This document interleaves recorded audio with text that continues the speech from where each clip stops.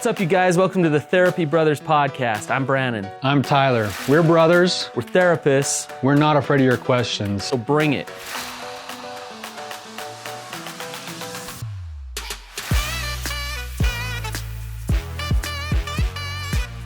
All right, you guys, welcome to the podcast. I'm Tyler, your wandering therapist. I am here without my partner today, Brannon. He is out of town on his birthday trip to Alaska, so we're really jealous of that right now.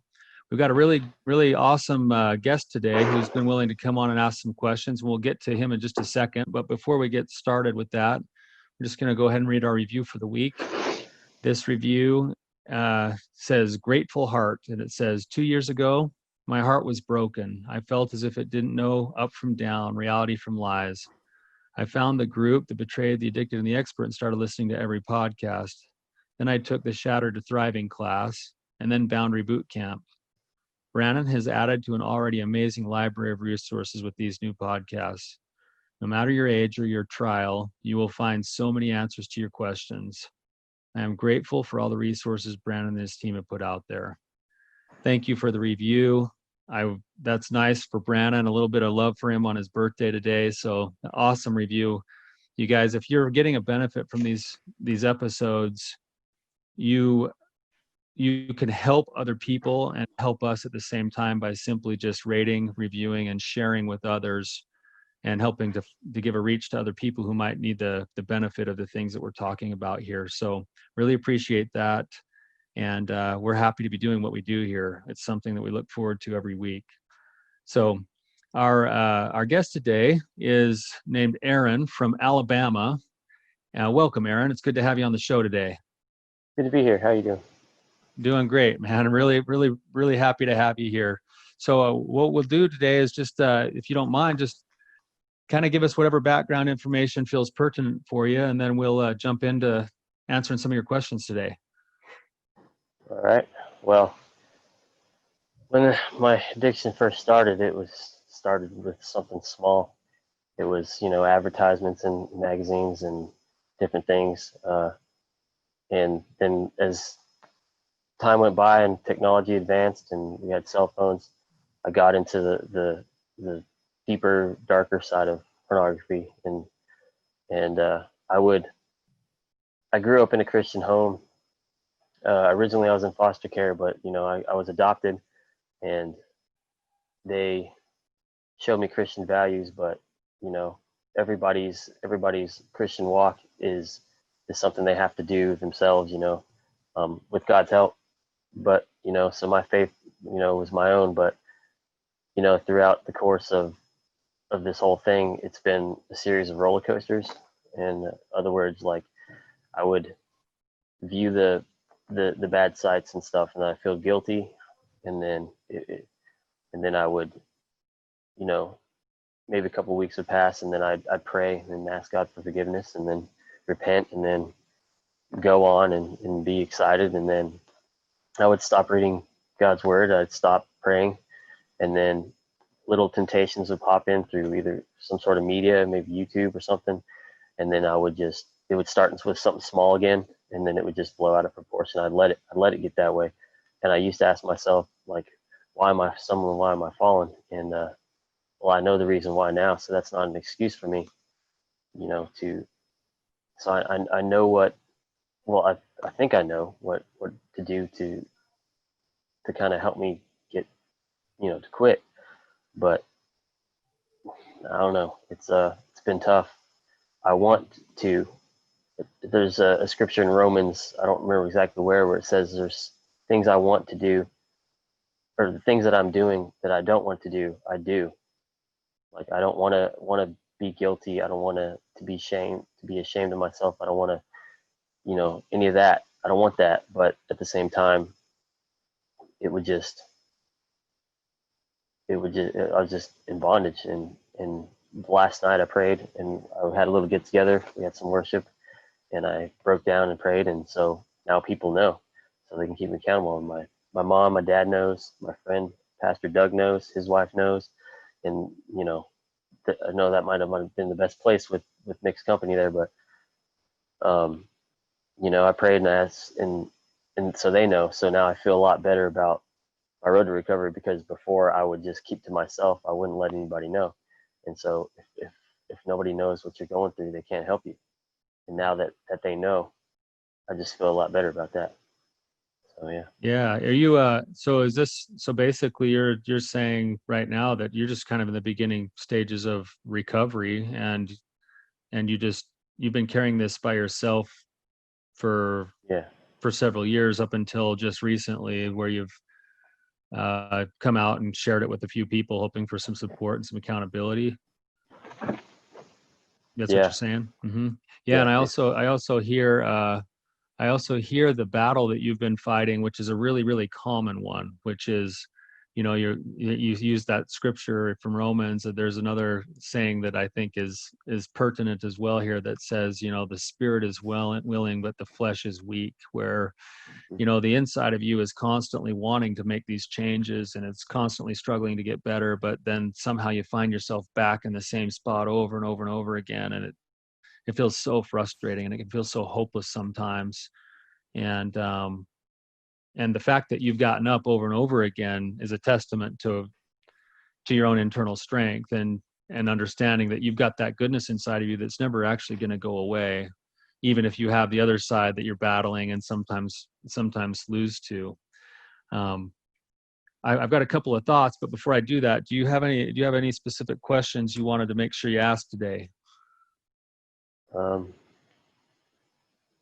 I've heard of something called a battle plan, and I kind of don't know exactly how that like works. Like if Okay, yeah, when you bet, man. temptation pop, you know what I'm saying? Like what can I do to bet? I know that isolation is something that whenever you're viewing that kind of stuff, you just feel isolated, and you isolate yourself from your family and your friends and stuff. And like a lot of times, spending a lot of time in my room instead of being out with my family, And yeah. You bet. So you're talking about something that's really common, and let's go through the beginnings of a battle plan today. Does that sound all right? Sounds good.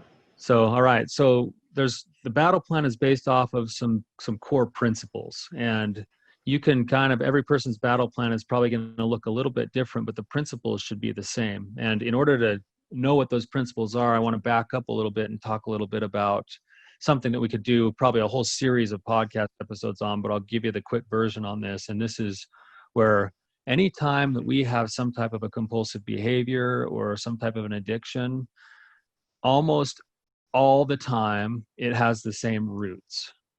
And the roots are shame. The roots are this feeling or belief that says, I am basically blank. I'm basically bad, weak, unlovable. I'm a failure. And this is something that we all feel from time to time. We all experience this from time to time. But what happens is we have these experiences in our lives that feed us that message. And eventually, in the back of our brain, we start to believe it, and we start to think, you know what? Like maybe that's true, that I'm worthless, or I'm weak, or I'm not good enough, or I'm bad, or I'm unworthy. And that's scary for us, because we as human beings are wired for attachment. We're wired for connection with other people. And now we believe that there's something about us that is so flawed that if people see it and they see us that way, we won't be worthy of connection. And that's what shame is this deeply seated fear that we're unworthy of connection with other people. And so it leads to a second belief that says, I better cover this up. I better not let anybody see. I'm going to live in secrecy, isolation. I'm going to put on a face, and maybe I'll perform the way I think people want me to perform, but on the inside I feel empty and hollow. And then that leads to a third belief that says, I'm on my own. I have to be responsible for my own needs at all costs. And so now what you've done is you've gone into what's called the control part of the cycle. And the control part of the cycle says, I'm going to be perfect. I'm not going to let anybody see my weaknesses. I'll never mess up again. And then life happens, and you get bored or angry or lonely or tired or stressed or hungry, and things start to break. And then you flip from the control part of the cycle into what's called the release part of the cycle. And the release is where you kind of just throw up your hands and go, I don't know what's going on anymore. And you find yourself going to what we call the mood altering experience. And that's where, pornography or sex or drugs or television or food or we all have our favorite ones, right? We Right. uh, we cope in certain different ways, but in all of those situations, there's a couple of things that happen. One is that it works. Like you and I both know that if we go look at pornography, there's going to be something that goes on in our brain and our bodies that's going to feel good to us. The flesh part of us is going to feel good, and the brain is going to say, thank you. I don't have to think about all this other stuff about my unworthiness or my badness right now. I can go numb out. I can go try to feel the void. And it works right up until the aftermath. And then we go, oh, what was I just doing? I can't believe I just got here again. Like, no way. I just made the same mistake 1,000 times that I said I'm never going to do again. And at that point, that should be motivation for us to look at that with fresh eyes and learn and make changes. But instead, it feeds us shame, and shame is that belief. And then it becomes a spiral that we find ourselves in, and we're stuck in the same repetitive pattern of control, release. And then we feel bad, and then we control, and then we release. And it's just like being on this like teeter totter of emotion, and it just shreds us from the inside out. Does that make sense? Yeah. Yeah. Seen a lot And of time. Yeah. Oh, sorry. no, go ahead. Oh, a lot of times, because it continues to do this thing, and there's a couple things. A lot of times, it just doesn't seem like there's ever going to be an end. And I hear people talking about testimonies of how they quit viewing porn, and how and I think about it, and I'm like, well, I don't think that's, that I don't think that's something that goes on in my mind. Is I don't think that I'm ever going to be over. Not that Jesus doesn't have the power or God doesn't have the power. I don't. Sometimes that's how it is. And there's Sure. another thing that it is kind of crazy is viewing something and getting that I guess fix, for lack of a better word, getting that fix. It's like this fix that I had this day or this week is no longer good, and so I need to find something that's even worse, or that seems even worse, different, something that's more. I don't really have a better word for it. Hardcore, I guess. It's just nasty, and that scares me right there. Yeah, and that's the nature of that's the nature of kind of how the addiction works in the brain and the body. Is for most people, it starts with the same thing. The roots are the shame, and then the trunk of the tree would be your standard kind of like the things you referenced, the Victoria's Secret catalog or the lingerie stuff or the softcore porn. But then the brain starts to get smart to that and says, well, that doesn't quite do it for me the way that it used to, because the brain is adjusting constantly. Because what happens is when we look at porn or do drugs or something, our brains are flooded with chemicals at a rate of, just with dopamine alone, 400 times the normal level of dopamine in the brain. And so the brain says, wow, that feels awesome, but if you keep doing that to me, you're going to kill me. And so it starts to rewire itself, so it doesn't quite pick up this amount of dopamine when you go to act out. And so as the tree grows, it grows different branches, and that's where it gets a little bit more scary, is because the branches start to become hardcore here, or this kind of porn there, or this kind of acting out in some other way. It all ultimately has the same roots, but the brain is now looking for the same way to get the same fix. And you just described that perfectly, that's the nature of how the addiction wants to form. And so what happens is that starts to form, the brain says, I still got to do something to take care of myself. And it's like you can get high, but then you get low, and then you try to get high again and low. And eventually you find yourself feeling like you've got to have the acting out just to feel normal. And that's a hard place to be. And that's when you come to that place of like feeling like, man, I'm feeling hopeless. Like I see other people saying that there's hope, and I hear other people, basically testifying that they can find recovery, but I haven't so far been able to reach it. And so let's talk a little bit about a couple of the core principles here that would be a good place to get started. Okay. If you're looking at it from the cycle of shame by nature thrives on secrecy and isolation, and it pulls us away from all forms of connection. It pulls us away from connection to our higher power.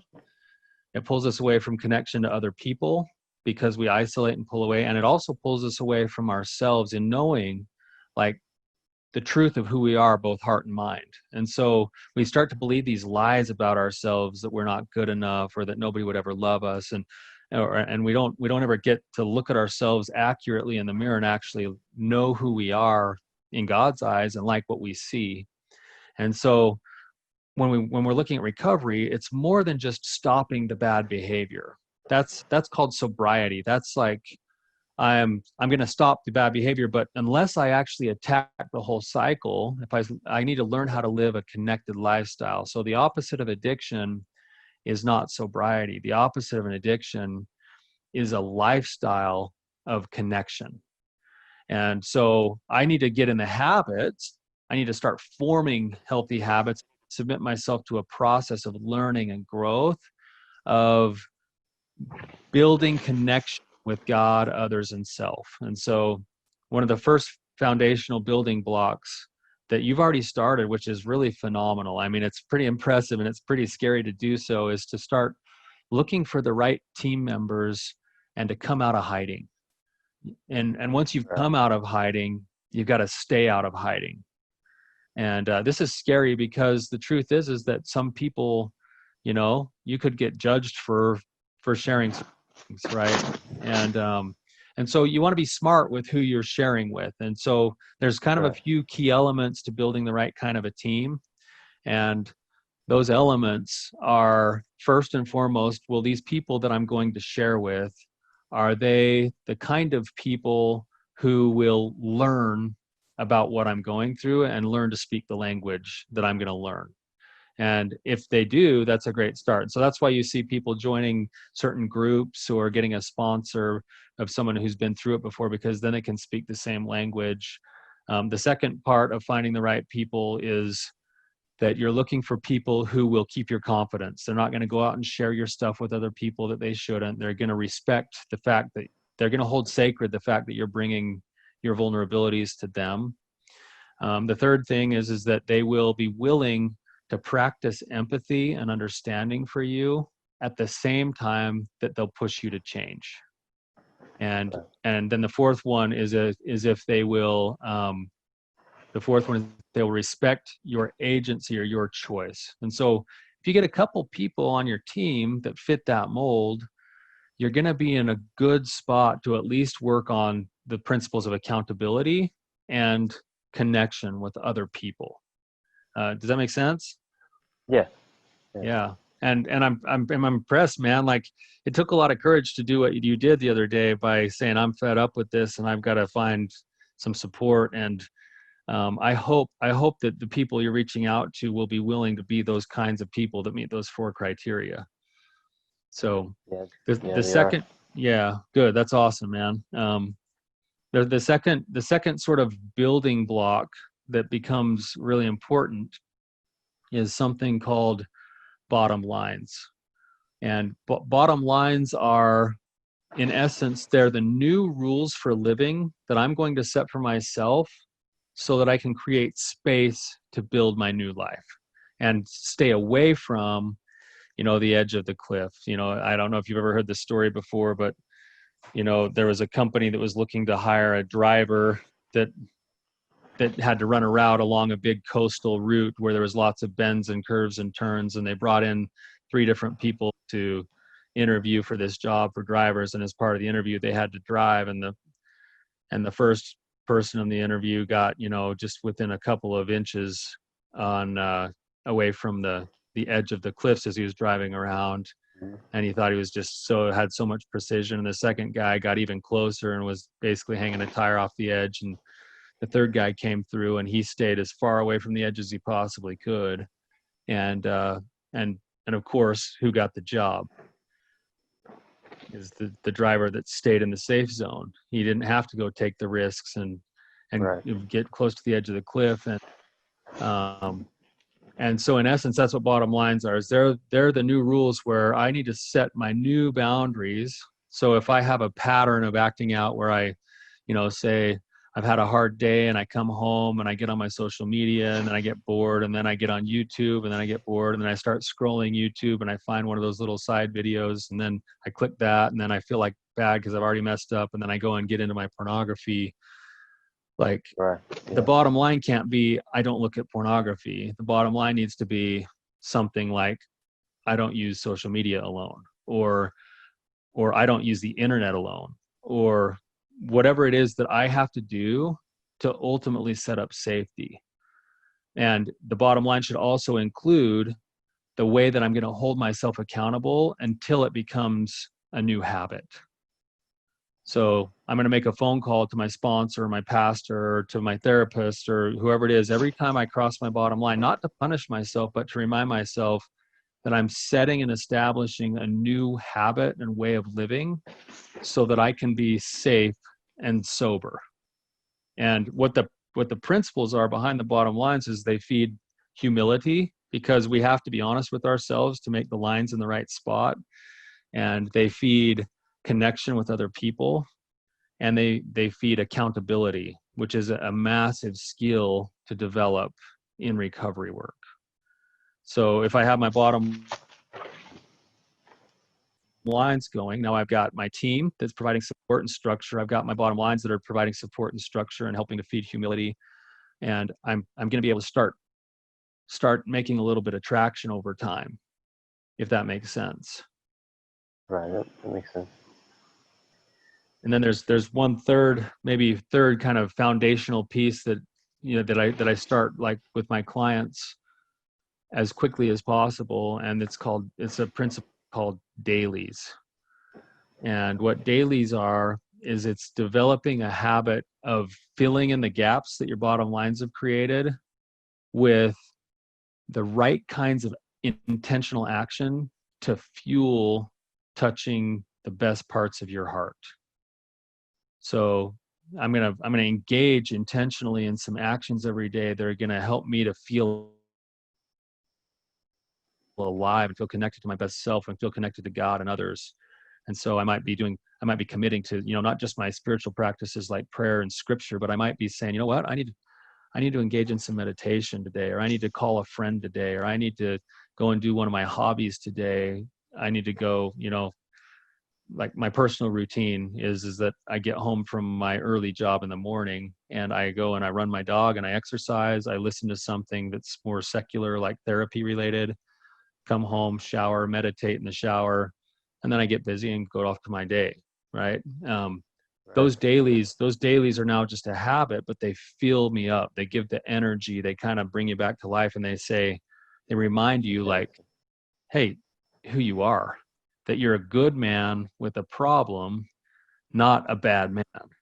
Does that make sense? Right. That makes sense.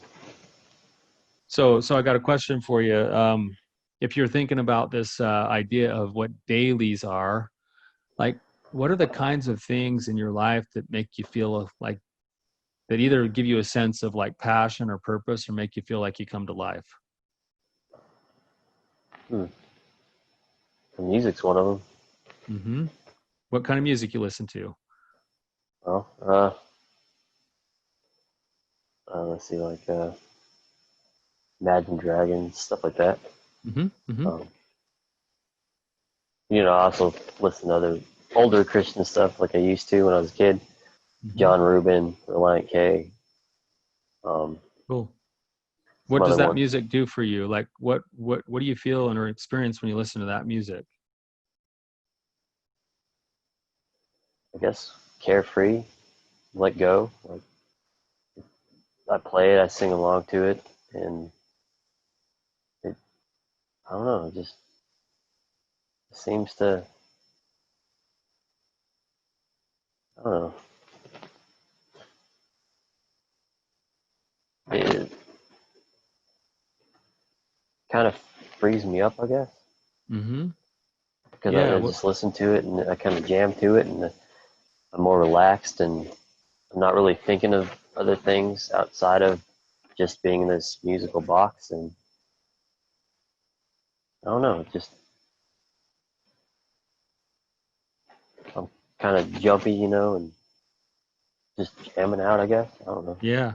Awesome. Yeah. So what you're describing in some ways is the fact that you're getting yourself into the present moment and you're allowing yourself to live life on its terms. And it sounds like that music that you're choosing is in some ways is speaking to your heart. And that's the purpose of your dailies is to bring you into that place where you are in touch with the fact that you're alive and you're breathing and you have choice today. And it not only helps provide motivation, but it's like a behavioral affirmation that you're worth taking care of and you're worth fighting for. And like that music is great stuff. The Imagine Dragons stuff, I've got a great song I'm sure you've listened to 1,000 times before, but it goes right along with this concept of shame that we're talking about. Their song Demons Mm. is almost identical to what the shame cycle is. If you guys want to go listen to that and even watch the music video with it, it's a great illustration of shame and how shame works. So awesome. Yeah. So you've got music. What other things bring you to life? What other things kind of feed passion and purpose into you? Mm. Kind of.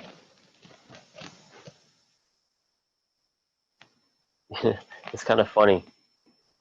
I I know that I'm an adult, and I know that I'm a man, and I know that this thing is solely meant for kids, but I seem to find joy in it. Um, Basically, like this is a thing called D Dart, and it shoots foam darts.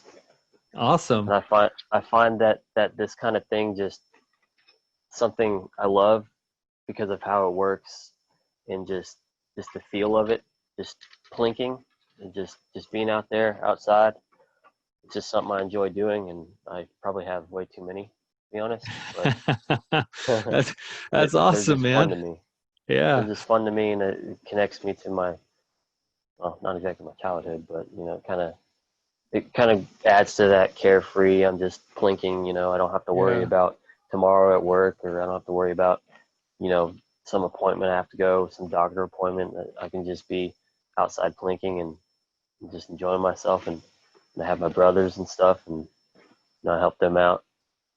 Uh, I love it. I love it, man. And what but you're yeah. what you're what you're bringing out here is a couple of principles that I think are important for recovery, which is that the darts actually allow you to connect with your brothers, it sounds like, but it also allows you to tap into something. And you said it. You said my childhood. I'd say, yeah, it does. It probably connects you to what we'd call your inner child. And I think you actually bring up a really good point that most people don't acknowledge when they're looking at recovery. But a lot of what causes addiction is that we end up in this like numb, sort of cubicalized, adult, serious life, and Hmm. we forget that every one of us still has an inner child. And so doing something like you just said is actually a really great way to connect to that inner child. And in some ways you're nurturing yourself by doing that. And it like adds vibrant and color to living, right? Where, all of us as men, we have an inner boy that still wants to be that inner boy, and Right. and we feel almost like it's not appropriate. But the truth is, dude, if I lived in Alabama, I'd be setting up a war with you right now, man. Right. This It'd this be things are awesome. fun. Yeah. Yeah. So that's great. So taking the time and being intentional with saying, you know what, I need to get in touch with that inner self today, or you know what, I need to get in touch with my brothers today and cultivate that relationship, or I've got to intentionally be committed to continually recommitting over and over again to my dailies so that I can have the energy, emotional energy, and the willpower that I need to maybe fight off a hard day. But it also helps me to maybe remind myself of who I really am, and to get in touch with knowing myself by pursuing my passions and purposes. And not only is it's a great way to live, but what it does is it pulls you further away from the need to go numb out or disappear by acting out. Right. So, other thoughts or questions that you're having? Mm.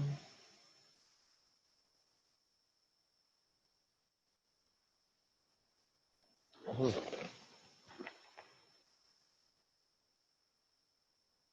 Can't think of anything else. Yeah. Yeah. Well, okay. Well, I've got just maybe a couple of other thoughts that to go along with what you're saying. Um, oftentimes, oftentimes I'll get somebody coming into my office who's kind of in the same spot that you said you were at, where you're feeling a little bit hopeless and you're feeling like I've tried this over and over again and it's not working. The beautiful thing about recovery work is that it's not about a linear path. It's about submitting yourself to a process, and the beauty of the process is that it even if you have a setback here and there, it can be transformational in your own life of how you learn to see yourself and how you learn to connect with other people. And I don't do this work because it doesn't work. Like Right. if there's anything that I'd want you to leave with today, is that there's hope here. There really is hope, and that you're already doing some of the things that are going to be really beneficial if you'll submit to making them habits in your life and to creating that new way of living. So if you've got your bottom lines in place and you're doing your dailies and you're reaching out to your team on a regular basis, you're now facilitating this overall connection to God, self, and others.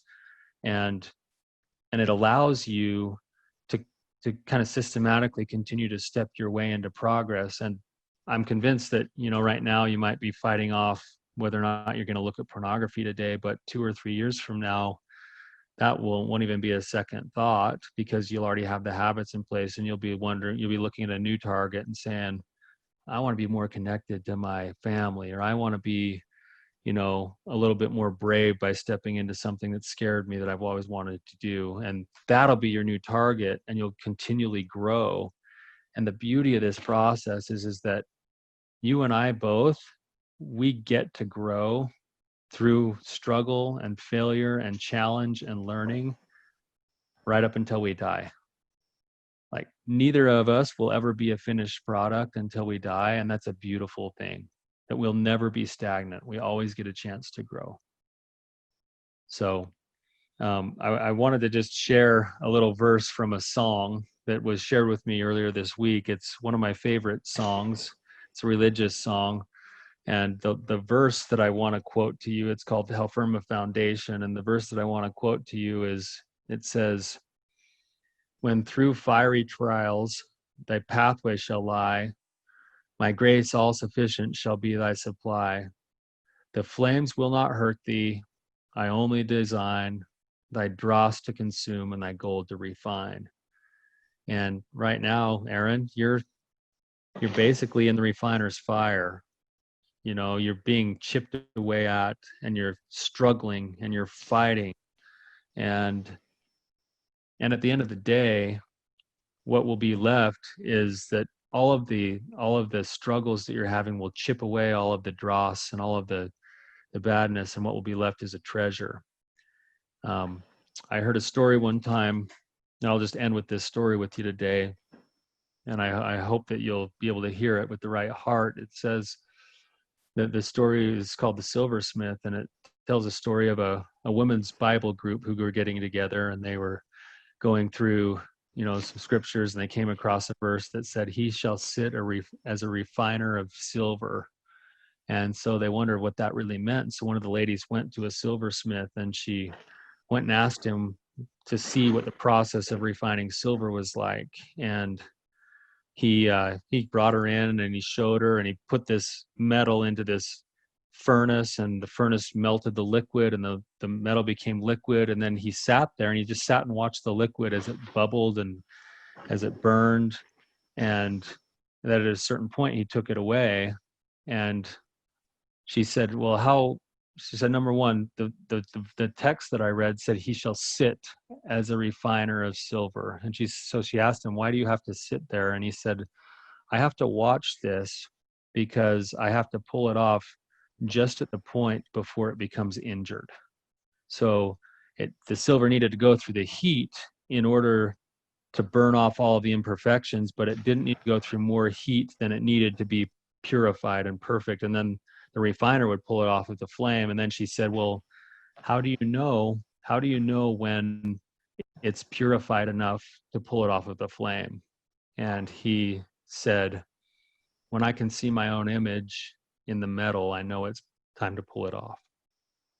And what a beautiful message that is, Aaron, that you and I are both in the same process, that there is somebody who is watching the purification process, and someone who is vitally interested in making sure that your reflection looks like his reflection. And while it might be hopeless and there might be struggles, there's just the process. And the process is a beautiful one. So I hope that helps today. I'm really, really happy that you came on the show today, and I want you to know that there is definitely hope, and that you're doing the right steps by reaching out to God, by reaching out to others. And now the real work comes in, which is changing some of these habits with your bottom lines and your dailies. There was I know that this kind of it's something that I had a question about, and it just now popped in my head. Go for it. I have a suspicion that, you see, with me viewing pornography, other parts of my life are kind of lacking as well. Like, is pornography the root of maybe some of these other issues? Like one of them is finances. Saving the money I should, not spending it on crazy things. Is that all connected? Like, if that pornography is after a while is, the temptation's there, but I don't really have the desire to do it. If at that point, because I know it says, seek ye first the kingdom of God and his righteousness, and all these things will be added unto you. So if pornography were to, and I have hope that, and I believe that soon, I'm still going to be tempted, I know that, but soon that's not going to be as big of an issue for me. And if on that day because everything else, there's other parts, does that make sense? Yeah, absolutely. You're saying I've got these other struggles in my life, and I wonder if they're all connected in some way. Yeah. And yeah, and there's a very real possibility that that's true. And I'll give you just kind of a couple of examples. All right. So the first one here is, like, there's actually some research here that's pretty profound on exercise. Okay. So the study went such that people were offered a free gym membership, and they were asked to work out. And then a month later, they checked in with people to see who had worked out and who hadn't. And about half of the people had been going to the gym a little bit.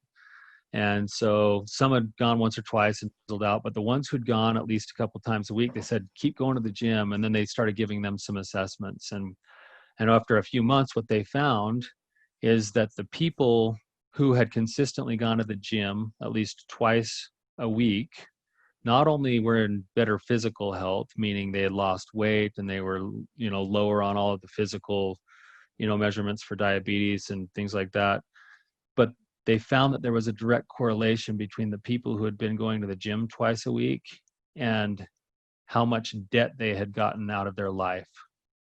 They were actually more fiscally responsible as a connection to having gone to the gym. And I believe that there's there's some truth behind this when you think about shame, again, being the root of things. If shame is the root of things, then my core emotion is shame, fear, and doubt. That feeds core beliefs that are, I'm not good enough, I'm not worthy, I don't really deserve this. And those beliefs then produce our behaviors, which are the outcomes, and we prove ourselves right. And we say, look, I don't deserve to be financially responsible. I don't deserve to have deep connection with my girlfriend or with my family. I don't deserve any of this stuff. So I'm just going to prove myself right.